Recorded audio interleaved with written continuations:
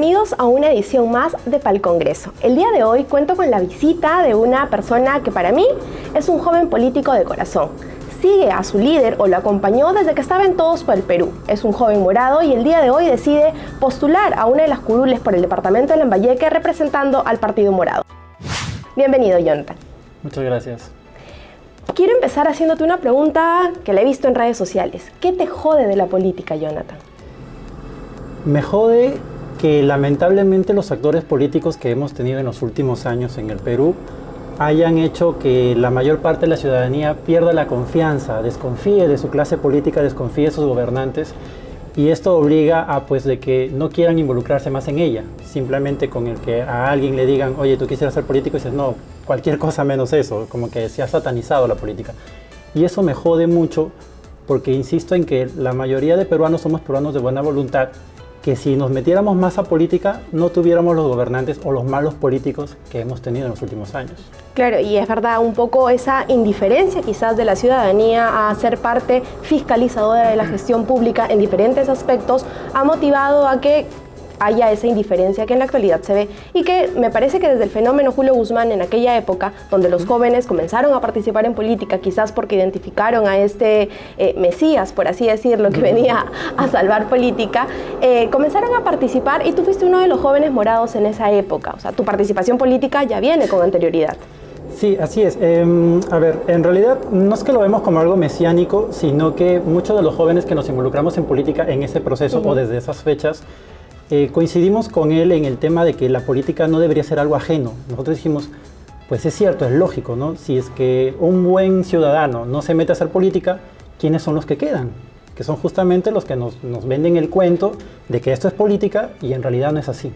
Entonces nosotros vemos como algo natural, algo necesario, que la juventud, y no solamente la juventud de edad cronológica, sino la juventud de espíritu, que somos todas aquellas personas que rechazamos, nos negamos a un estado mal de las cosas y decimos, podemos cambiarlo. Y eso muchas veces nos pasa a nosotros como profesionales, que de repente ya tenemos un poco más de visitar otras ciudades o incluso en algunos casos otros países, y tú comparas y dices, oye, pero es algo bueno, ¿se puede hacer en el Perú? Sí, pero ¿por qué no lo hace? Ah, porque el Congreso no lo aprueba, porque tal empresario no quiere.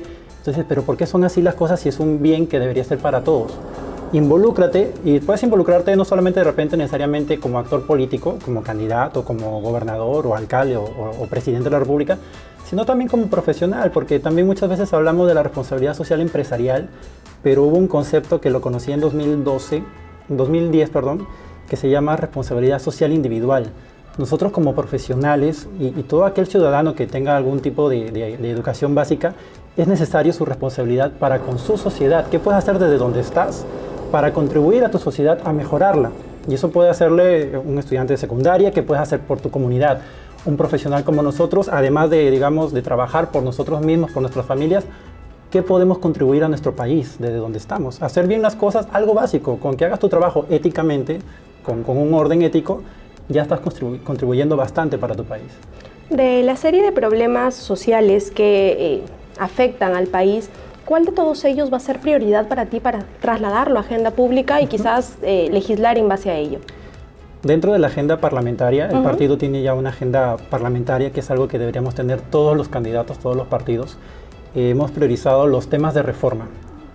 Sabemos que es un congreso complementario, que en realidad el tiempo nos va a quedar corto para todo lo que quisiéramos hacer, pero podemos ver lo que es la base para que al menos en el 2021 tengamos mejores condiciones, tanto para la elección como para la representación, y hacerle un poco el camino más fácil, salga quien salga elegido en ese periodo. Pero lo que hemos visto nosotros es principalmente son la reforma del Congreso, que es algo que pasa por tema de reformar el mismo reglamento del Congreso, que ahí pasa, por ejemplo, el tema de cómo es que funciona la ética parlamentaria. La Comisión de Ética tiene que ser un ente externo al Congreso, porque no puede ser que sea juez y parte, y para evitar el tema de los blindajes que se han dado en el otorongo no come torongo. El tema de la inmunidad parlamentaria, el partido queremos eliminar la inmunidad parlamentaria, y si no se llega al consenso con los otros partidos, por lo menos hacer de que el tema de exteriorizarlo también, de que sea la Corte Suprema la que diga si es que se puede levantar o no la inmunidad parlamentaria. Insisto, no podemos ser juez y parte. Y hay otras cosas más dentro de la reforma parlamentaria, dentro de la reforma congresal. Está la reforma política, cómo elegimos hay muchas propuestas en el Congreso que lamentablemente han sido encarpetadas o pateadas o desnaturalizadas por el Congreso que se disolvió. Por ejemplo, están las propuestas de la Comisión Tuesta, pero anteriormente a ellas también estaba el Plan 32, que era un plan de organizaciones sociales, en la cual yo también participé de cuando estaba yo justamente en el tema de activismo social, que fue recibida por el Congreso cuando estaba la presidenta Salgado. Fotito, todo bonito, besito, y sin embargo nunca más se ve en el Congreso. O sea, son propuestas buenas que tienen que verse. Está la reforma de justicia, la reforma judicial, que también se ha desnaturalizado un poco en el Congreso y es por eso que tenemos tantos problemas para la Junta Nacional de Justicia. Muchas veces dicen que es el Ejecutivo que no tiene la responsabilidad, no tiene la forma de llevar a buen puerto el tema de la Junta Nacional de Justicia, pero también son las normas que se hicieron en el Congreso de la Comisión Bartra. O sea, también hay que ver de dónde proviene esto. Tienen que mejorarse ahí varias cosas.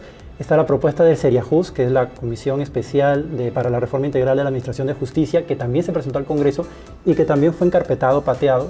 Y está también la propuesta de la reforma de la Comisión Wagner, que también se hicieron propuestas concretas, serias, que se pueden hacer en el corto plazo y también ha sido pateada.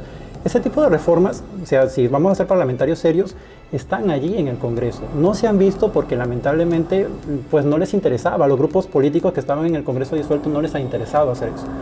Podemos hacerlo eso. Este Congreso en realidad nos da esta oportunidad porque va a ser un Congreso de minorías y como justamente es un Congreso que se va a elegir en rechazo a lo que ocurrió en el Congreso anterior, tenemos la plena confianza de que sí se van a poder llegar a los consensos para al menos establecer esta agenda básica y que en el 2021 tengamos estas mejores condiciones para todos los peruanos. Estos acuerdos para trabajar en las reformas que ha mencionado, ¿es un consenso de partido? ¿Es un consenso sí. A nivel nacional del partido? Así es. En el caso de nosotros, el Partido Morado, nosotros en el Partido Morado estábamos desarrollando un plan de gobierno con miras a las elecciones del 2021, pensando en que pues, las elecciones generales serán en el 2021. El adelanto, que no es en realidad un adelanto, estas elecciones complementarias, no solamente a nosotros, sino que a todos los partidos nos agarran tanto como que tenemos que ver qué hacemos en este periodo, ¿no? Dentro de eso, el partido con seriedad ha asumido qué podemos ver de nuestro plan del 2021 para este periodo corto, que son 16 meses, que incluso se va a recortar más porque hay un periodo en el cual no funciona el Congreso, solamente funciona la Comisión Permanente. Y una de las propuestas, por ejemplo, en la reforma que se quiere hacer del Congreso, es de que al menos en este periodo declararnos en sesión continua para aprovechar, capitalizar este periodo. Es por eso que el partido ha dicho, son este paquete de propuestas, son en total 44 propuestas que serían aumentadas a 50 porque estamos viendo qué más podemos introducir allí de lo que se pueda realizar, porque queremos darles a la ciudadanía, a los votantes, queremos decirle, vamos con esto porque esto sí se puede hacer. Nosotros no vamos a decir, vamos a hacer el terminal portuario, vamos a hacer el ferrocarril de alta velocidad. Son cosas que no le competen al Congreso y son cosas que en realidad, lamentablemente, muchos candidatos de repente puedan prometer porque saben que les van a dar votos, pero no son realizables. Tenemos que ir sobre cosas serias, sobre cosas concretas y eso es nuestro partido justamente lo tiene muy en claro y es por eso que vamos con esta agenda parlamentaria. Y J. Mendoza, ¿a quién busca representar con su candidatura? A ver, bueno, mi ideal es ser el representante de Lambayeque, ser el representante de todos aquellos que nos sentimos avergonzados de nuestros representantes del Congreso anterior, del Congreso disuelto. O sea, creo que tanto tú como yo, como muchos de los quienes nos están mirando, decíamos como que caramba, tener un Becerril, tener un Velázquez Quesquén en el Congreso, es de Lambayeque, ¿no? Sí, es de Lambayeque. Ustedes votaron por él, no voté por él, pero fue lo que salió. Quiero ser justamente el representante de todas aquellas personas que decimos, podemos tener mejores representantes, podemos tener personas más cuajadas, más preparadas, que de verdad sean representativos de lo que queremos. Quisiera ser ese candidato para ustedes, de llevar cosas serias, cosas concretas, de mostrar que la política es para servir al bien público, no solamente intereses de particulares. Quiero ser, como decimos en el partido, el representante de los peruanos del siglo XXI, el lambayecano que no está con la mano tendida para esperar que su Estado le dé una limosna, sino que quiere ser el lambayecano que le exige a su Estado condiciones para que pueda desarrollarse en lo que sabe hacer y ganarse la vida con su propio esfuerzo. Eso es lo que queremos los peruanos del siglo XXI. Por eso que siempre nos dicen el peruano emprendedor, el peruano empujante, el peruano que vive no por su Estado, sino a pesar de su Estado, que al final a veces nos termina entorpeciendo la vida. Queremos un Estado que nos dé las condiciones para poder desarrollarnos sobre lo que nosotros queremos, nuestros propios esfuerzos. Ahora que has mencionado a modo de ejemplo, a veces el concepto de extenderle la mano al Estado para esperar su ayuda, el papá Estado, el asistencialismo, ¿qué piensas de nuestro modelo económico? ¿Debe o no debe reformarse? El modelo económico se puede trabajar con el modelo tal cual está establecido en la Constitución vigente, en la Constitución del 93. El partido no apuesta por una reforma constitucional, no al menos total. No decimos asamblea constituyente y todo lo demás, porque lamentablemente las asambleas constituyentes se prestan al final para, entre las mejoras, también colocar cosas que al final terminan haciendo la bola de nieve para que se vuelva a hacer una reforma constituyente. Se puede trabajar con la Constitución vigente, hacer sí algunas reformas constitucionales que son necesarias. Específicamente en el modelo económico, nosotros planteamos que el Estado no debe ser solamente, digamos, el ver y dejar pasar, sino que también debe tomar un rol protagónico para dar ciertas condiciones y poder empoderar a la población, poder empoderar en el sentido de dinamizar la economía. Actualmente nuestra economía trata de que todo lo tiene que ser impulsado por el sector público, por el sector privado. En el caso de nosotros consideramos que sí, que si bien el fuerte tiene que ser la inversión privada, pero también el Estado debe dar condiciones para que cuando la inversión privada no funciona, ser también un rol protagónico para dar condiciones de competencia para el sector privado y también dar promoción para el sector, digamos, la microempresa, la pequeña empresa, que finalmente es la que más puestos de trabajo genera. Que si bien eso choca un poco con el enfoque sobre todo de derechas, y también choca un poco con el enfoque de izquierdas, en el que dice que el Estado debe ser como que más presente, nosotros justamente por eso nos identificamos como un partido de centro, porque consideramos que se debe hacer un balance dentro de los ciclos de la economía, que a veces son de hacia arriba, como lo hemos tenido hace unos 10 años atrás, y ahora que son hacia abajo, como lo que estamos teniendo ahora. Entonces, el Estado debe entrar también a impulsar para dinamizar la economía cuando estemos en estos bajones, para que no decaiga tanto. Haciendo un pequeño análisis de la situación ya de Lambayeque, se puede apreciar, según también los últimos reportes a través de los medios de comunicación, que en lo que es salud y seguridad ciudadana, el departamento tiene muchas deficiencias. ¿Tienes alguna propuesta específica en estos sectores? En lo que es seguridad ciudadana, bueno, a ver, son propuestas que van más allá del departamento. En realidad, como Congreso, tenemos que enfocar siempre las propuestas, las legislaciones e incluso hasta la fiscalización. Tiene que ser visto a nivel nacional. A nivel macro, ¿no? Recuerden de que igual, o sea, de salir electo congresista, sí, voy a salir electo congresista por Lambayeque, pero soy un representante nacional. En el caso de Lambayeque específicamente, digamos, lo que se puede hacer es el tema de la fiscalización, de cómo es que se están dando las políticas de seguridad ciudadana. Por ejemplo, por ley, tenemos también en el Perú muchas leyes que son buenas leyes, que incluso hasta sirven de ejemplo para otros países como legislación comparada, y que sin embargo no se aplican. Acá, por ejemplo, el rol de liderazgo del alcalde en general a nivel nacional es muy importante. La ley lo fortalece bastante para asumir el liderazgo junto en coordinación y articulación con la Policía Nacional del Perú y el Ministerio del Interior. Sin embargo, los alcaldes están como que ausentes y son ellos los que tienen que impulsar esto, son los que ellos tienen que liderarlo, porque son ellos los que ven los intereses de la comuna. Conocen la realidad. Exacto, también, ¿no? Tendrían que ser ellos los que justamente articulen a las diferentes organizaciones. Incluso también hablando, tiene que ver con seguridad ciudadana, pero de repente un poco más por el lado de prevención de riesgos. Sé de que, por ejemplo, el gobierno regional no está enviando a los representantes al ente que justamente tiene que ver con la prevención de riesgos de Lambayeque, y estamos a puertas de comenzar un periodo de lluvias, como todos los años ocurre en Lambayeque, y entonces uno de los principales actores resulta que como no le interesa, como de repente no lo ve muy al corto plazo o muy importante, no está enviando a sus representantes. Ese tipo de cosas, por ejemplo, un congresista puede fiscalizarlo. Dentro de las propuestas también de la agenda parlamentaria está previsto algunas reformas para poder dinamizar lo que es seguridad ciudadana.